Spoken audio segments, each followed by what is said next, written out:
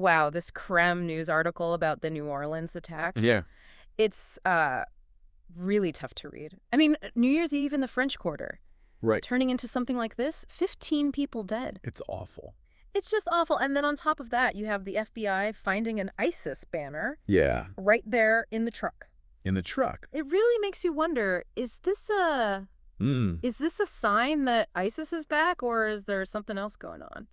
It's a question a lot of people are asking. Yeah. And I think it gets to the heart of how terrorism is changing. Okay. This is not the ISIS we saw 5 or 10 years ago, you know, controlling territory, a traditional organization. Right. And this article, it called this attack potentially the deadliest ISIS-inspired attack in the U.S. in years. But what does that even mean? Like, how is an inspired attack different from like those attacks from a few years back that ISIS actually claimed? Yeah, that's a key difference to understand. Okay. In the past, we saw ISIS leadership directly coordinating attacks, giving instructions, lines of communication, you know, really directly involved. Okay. Now we're seeing more and more attacks carried out by individuals who may have never even been to Syria or Iraq. Wow. But who are radicalized online, absorbing propaganda. So they're then acting independently. Absorbing it through the internet. Yeah. So someone could be acting totally alone. Right. But still be driven by ISIS ideology. Exactly. So it's almost like... It's like a lone wolf attack. Okay. But with ISIS ideology as that driving force. Yeah. Yeah. You see, even though ISIS lost its physical caliphate, that ideology is still alive and well online. Wow. Think of it like a software virus. You know, you can wipe out the infected computer, but the virus itself can still exist. Oh, yeah. And spread to other machines. That's a disturbing thought. It is. And the article mentioned that ISIS is being described as a brand these days. Yes. I thought that was really interesting. What does that even mean in this context? It's not like they're selling sneakers or something.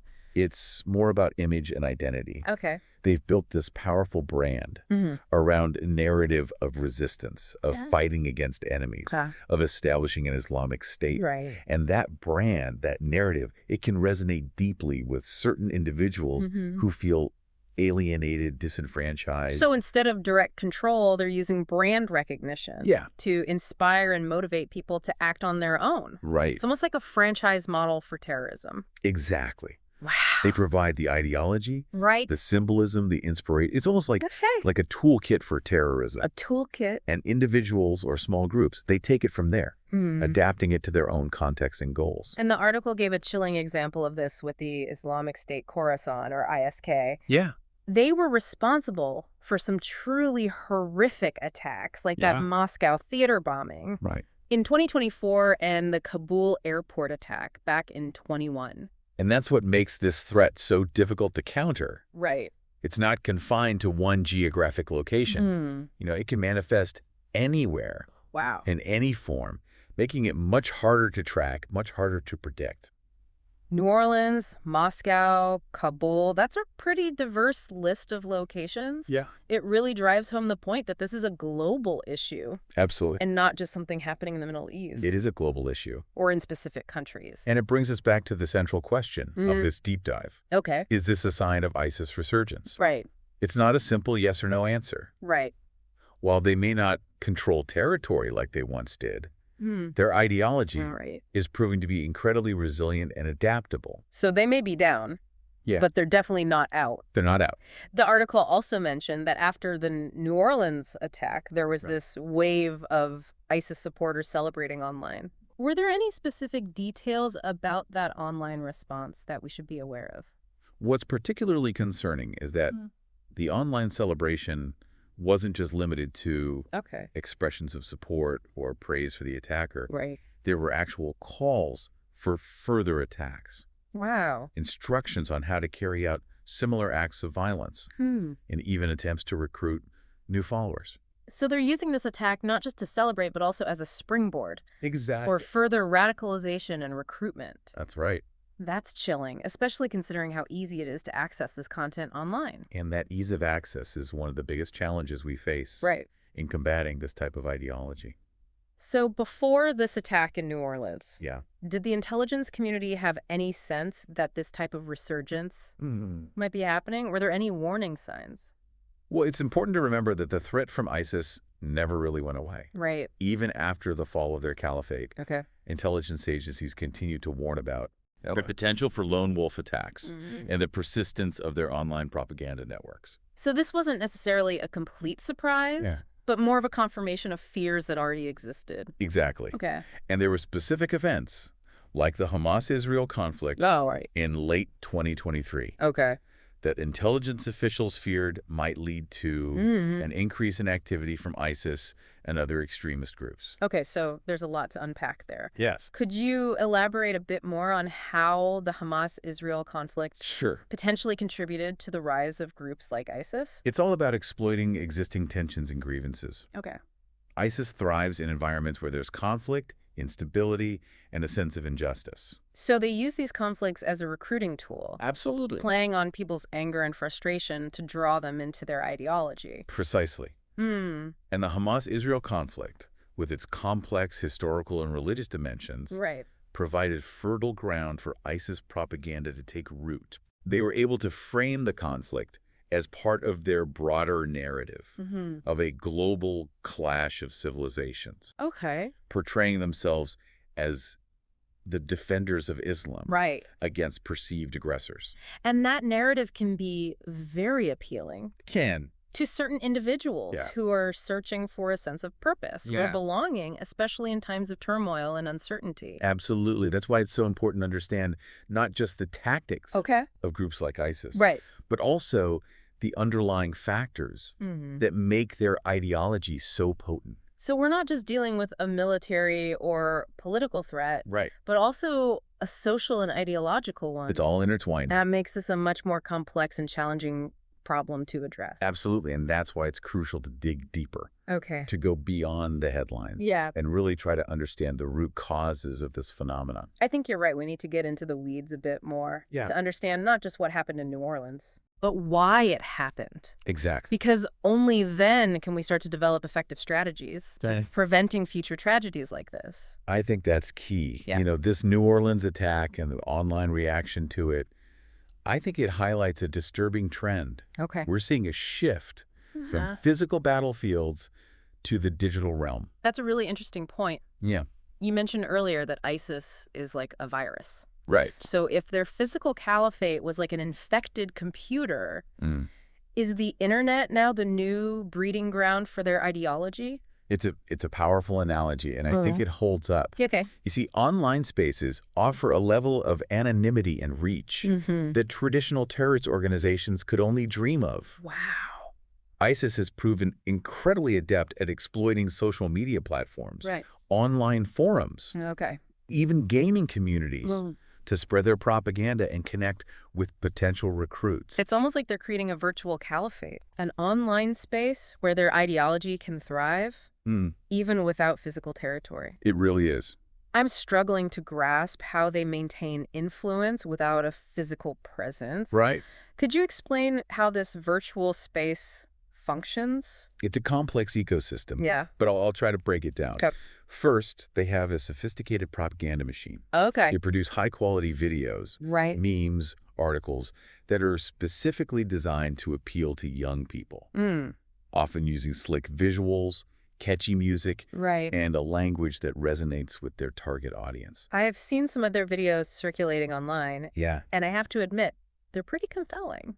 They are. They really know how to package their message in a way that grabs your attention. Exactly. It's not just about the message itself. It's about the presentation. And they're constantly evolving their tactics, using algorithms, targeted advertising, to ensure that their content reaches the most susceptible individuals. So it's a combination of savvy marketing, targeted messaging, and exploitation of online platforms. That's right. No wonder they've been able to maintain a presence even after losing their physical territory. And it's also worth noting that they're not just passively disseminating content. They're actively engaging with potential recruits.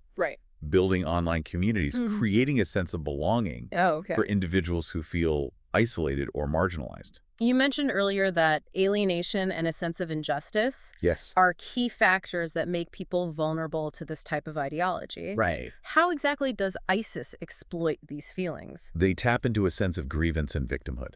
Okay. Their narrative often paints a picture of a world where Muslims are under constant attack. Right. Where their values and beliefs are being threatened, and where they need to rise up and defend themselves. It's almost like they're offering a solution to a problem that they themselves are helping to create. Right. It's cynical, but effective. Yeah. And it's important to understand that this narrative isn't always explicitly violent. Okay. They often start by promoting seemingly benign ideas. Right.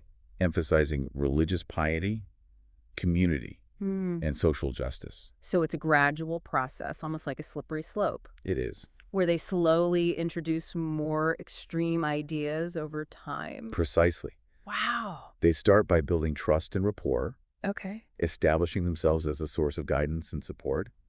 And then gradually they introduce more radical concepts. Okay. Normalizing violence. Right. And framing it as a necessary means to achieve their goals. And because this is all happening online, it can be incredibly difficult to detect and intervene. It's one of the biggest challenges we face. Right. It's much harder to monitor and disrupt online activity than it is to track physical movements or communications. Right.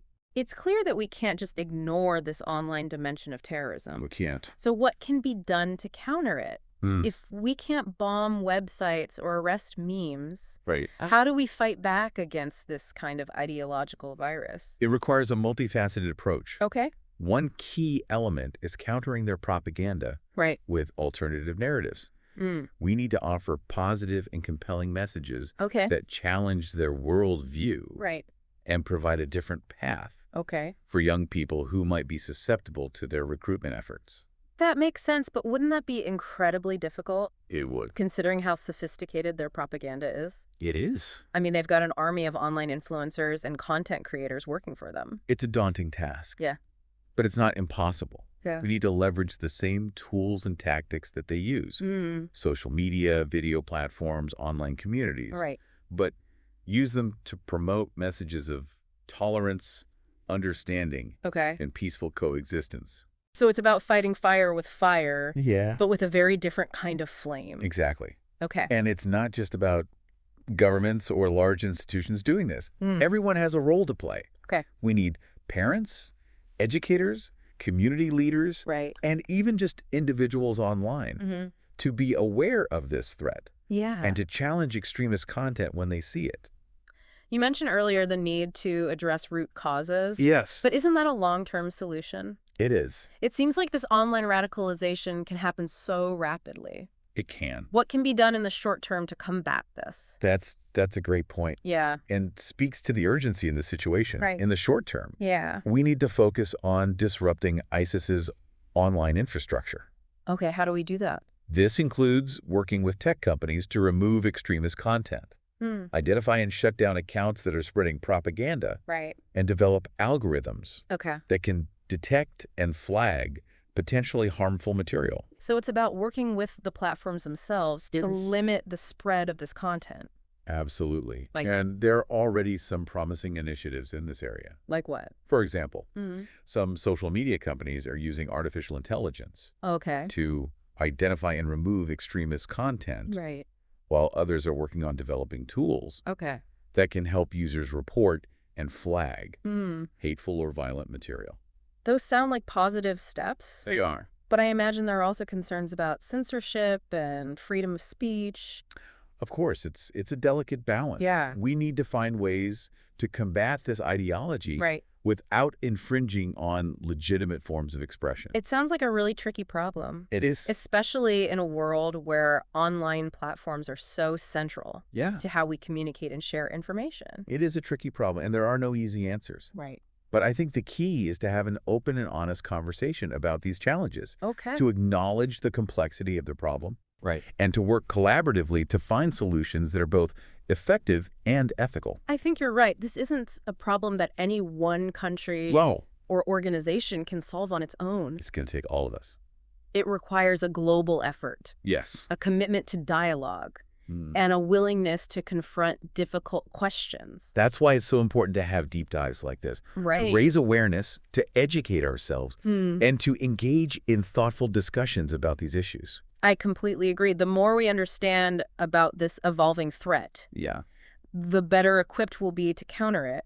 It feels like we've uncovered a whole new dimension to the threat of terrorism in this deep dive. You know, we've moved beyond just talking about physical attacks. Right. And we're now grappling with this concept of a decentralized online ideology that can inspire violence anywhere in the world.